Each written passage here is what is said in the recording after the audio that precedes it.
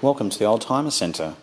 My name is Philip Tarrant, and this particular car is a Mercedes-Benz E350 coupe.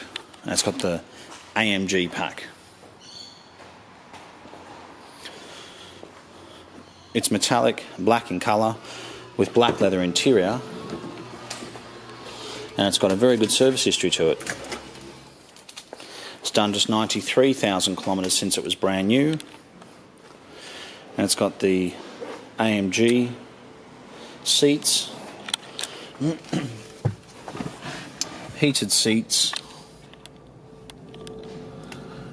and I think is incredible value for money. It's got 2 remote keys, and we'll start it up.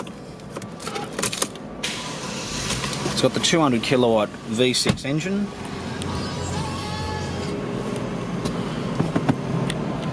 climate control, and pneumatic seats, navigation, Bluetooth,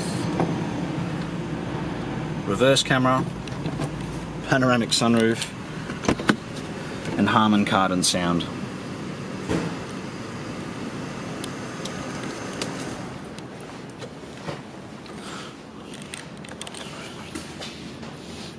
We're still selling the old shape CLK with low kilometres for about $30,000 to $35,000, which I think makes an update, new series, V6, incredible value for money.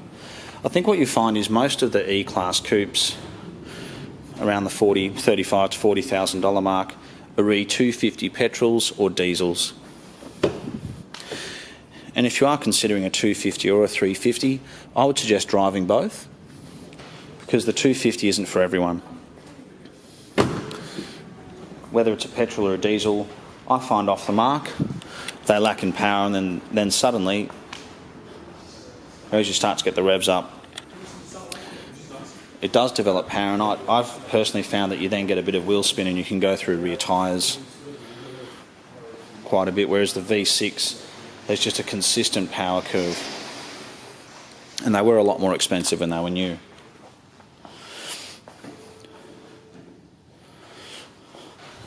For me personally, I think the petrol's a little bit more consistent than the diesel. With the diesel, I find it's very underpowered off the mark, and as I said, when the turbo kicks in and you've got all that torque in the diesel, especially in the wet, you do get a bit of wheel spin, which is a shame, because you really just want to put the power to the road and get going, especially if you're pulling out of a situation or a roundabout or something like that. So, as you may have gathered, my personal preference is the 350 V6. For everyday driving, the economy is very similar to a 250 petrol. It's smoother, quieter, and I think you're going to have better resale down the track. The other surprising thing is, despite the fact that the 350 was so much more expensive when it was new, second-hand, it's only a little bit more expensive than the 250.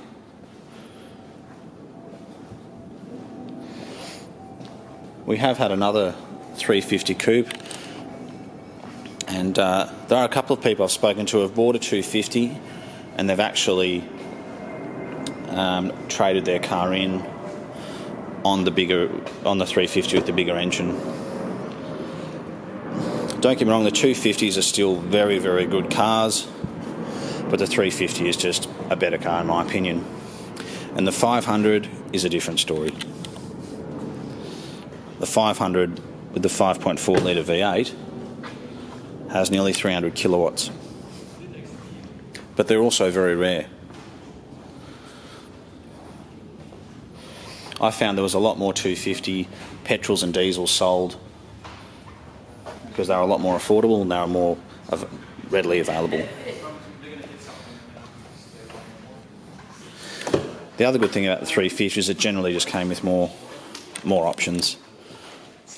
I remember driving a 250 AMG pack with everything, but it didn't have a reverse camera. I was quite surprised. And it's just those little things like the heated seats. I haven't seen 250s with heated seats. There's no options on this car that I'm aware of that aren't already on it. And so you've got the Avantgarde and sound, Bluetooth navigation, air pneumatic seats, AMG pack, AMG wheels.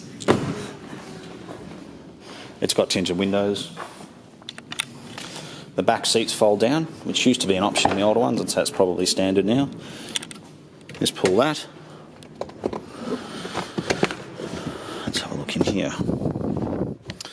Yes, it's got a space saver type, which is great. It's got the Mercedes-Benz mat in the back there, the rubber mat, which you can take out, obviously. But it's a very impressive car and great value for money. The last 350 we had only lasted a couple of days. Thanks again for taking the time to watch our video. And if you do have any further questions, please give us a call. You can ask for me. My name is Philip, and I'll be more than happy to assist you with your inquiries. Thanks again for watching.